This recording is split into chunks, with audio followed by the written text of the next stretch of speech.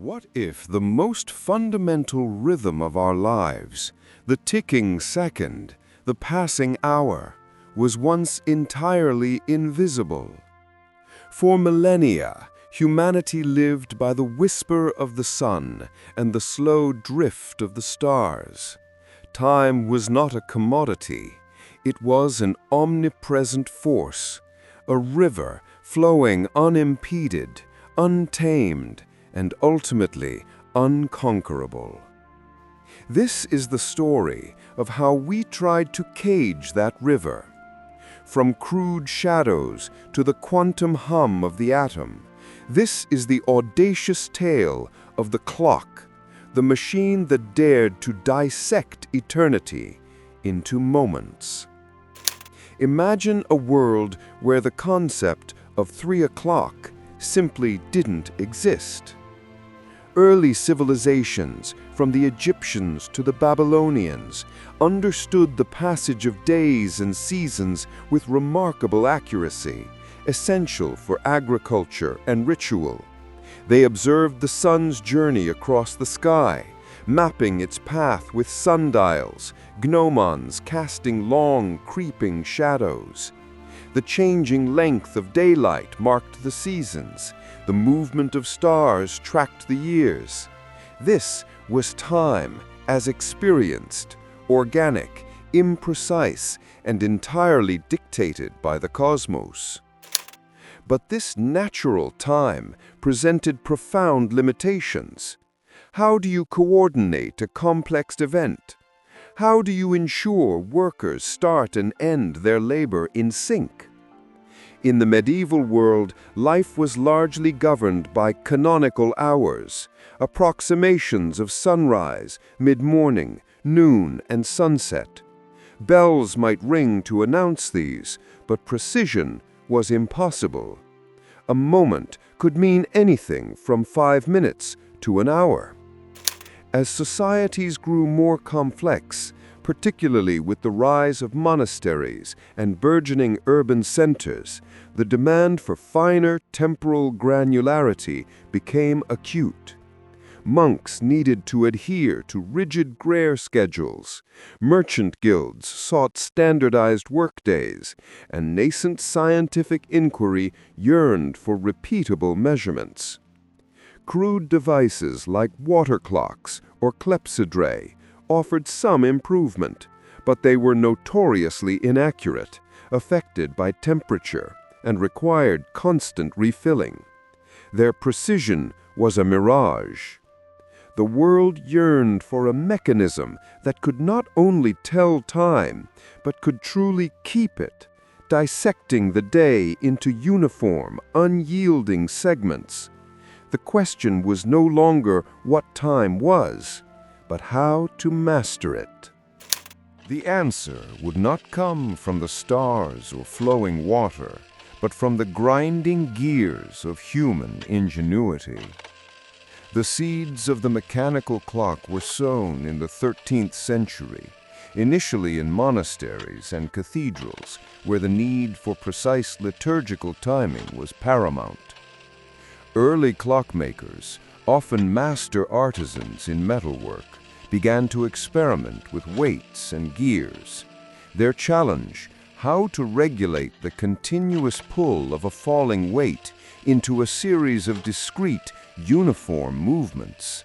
This was the birth of true mechanical time. The breakthrough came with the invention of the verge escapement. It was a stroke of mechanical genius. Picture a crown-shaped wheel with teeth, driven by a falling weight. As it turns, 2 small pallets, mounted on a vertical shaft called a verge, alternately catch and release the teeth. This oscillating motion, controlled by an attached foliote, converted the continuous force of the weight into a series of rhythmic, intermittent ticks. It was imperfect, wildly inaccurate by modern standards, but it was the first machine to genuinely keep time. These early clocks were immense, intricate machines, often housed in cathedral towers, public spectacles of engineering that brought a new shared rhythm to urban life. They boasted no minute hands, sometimes not even hour hands, merely striking bells to announce the passage of significant periods. Yet they marked a profound shift. Time was no longer just observed, it was manufactured. For centuries, the escapement remained relatively crude, limiting precision. Then, in the late 16th century, a young Italian polymath named Galileo Galilei made a pivotal observation. While watching a lamp swinging in Pisa Cathedral, he noticed something extraordinary.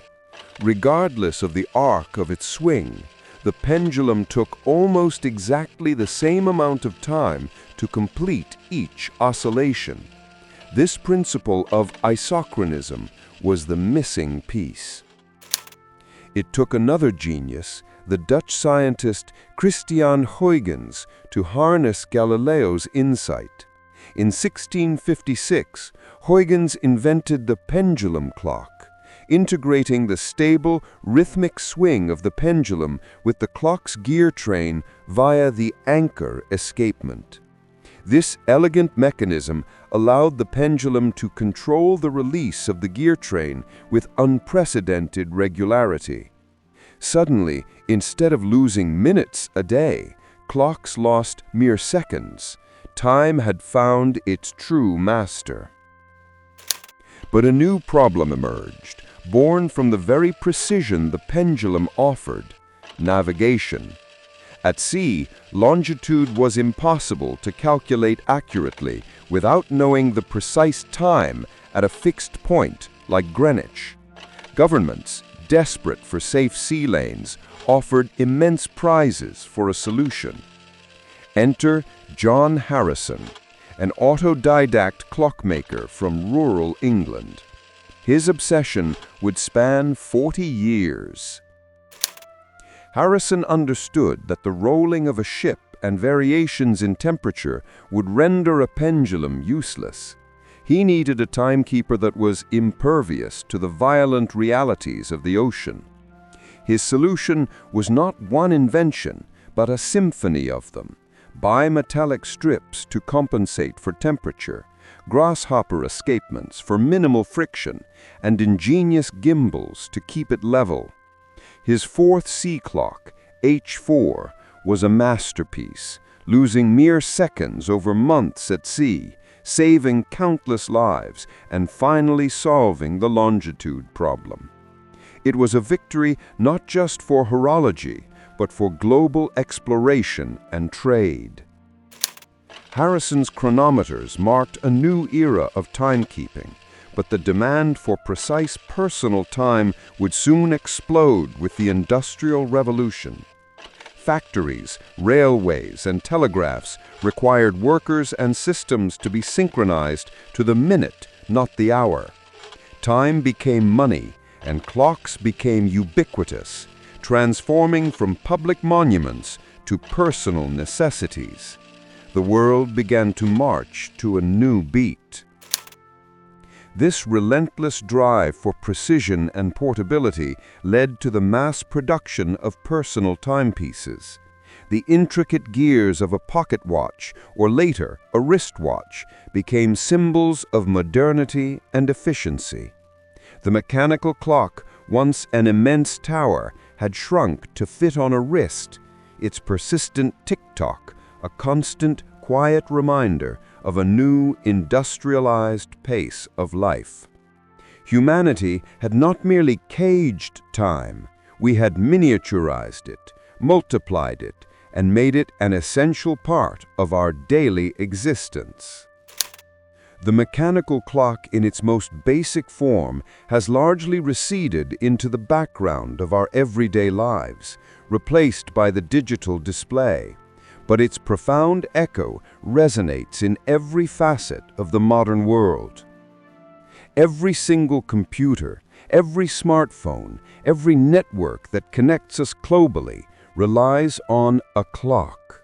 Not a ticking gear, but a tiny, vibrating quartz crystal, or even the oscillations of an atom, a clock that keeps time with unimaginable precision, dictating the very pulse of our digital existence. Global commerce, air travel, and even our power grids rely on hyper-accurate synchronization. Without a unified, precise definition of time, planes would crash, financial markets would collapse, and our global infrastructure would simply cease to function. The mechanical clock taught us how to measure time. The digital age taught us how absolutely critical that measurement is. Beyond the practical, the clock profoundly reshaped our very perception of reality. It moved us from subjective, natural time to objective, universal standard. It created the very concept of efficiency, the drive to maximize output within defined intervals. It gave us the illusion of control over the relentless flow, allowing us to plan, schedule, and predict with unprecedented accuracy. Our lives, from our alarms to our work deadlines, are meticulously orchestrated by the ghost of the ticking mechanism.